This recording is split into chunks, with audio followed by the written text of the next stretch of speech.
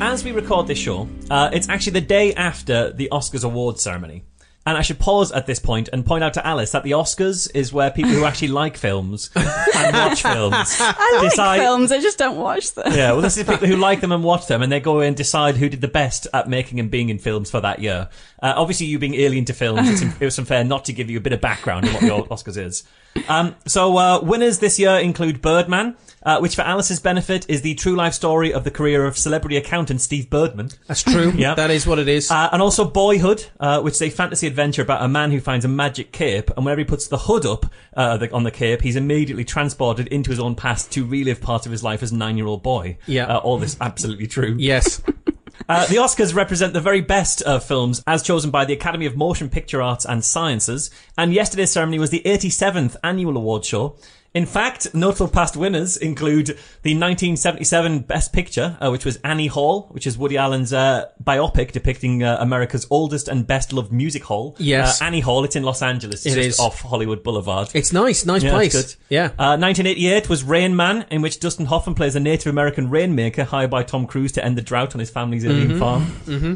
1939's Gone with the Wind, which outlined the events of The Wizard of Oz as seen by Dorothy's family back in Kansas and their ever more frantic search for their lost niece and dog.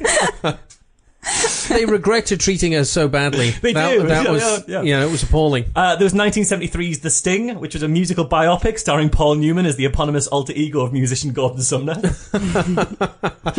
1979's Kramer vs. Kramer, which is a full movie outing for the madcap neighbour from Seinfeld. Yeah. It's still the first ever sitcom spin-off to win Best Picture Oscar.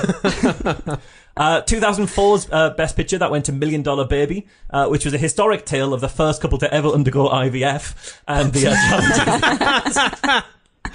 And there was, of course, in 2000, the Best Film Short went to Gone in 60 Seconds, the minute-long film about a car heist. Yes. Anyway, so there's a few films. I haven't seen any of those films. Well, I've given you an introduction to what those films are definitely all about. Definitely about all that, yeah.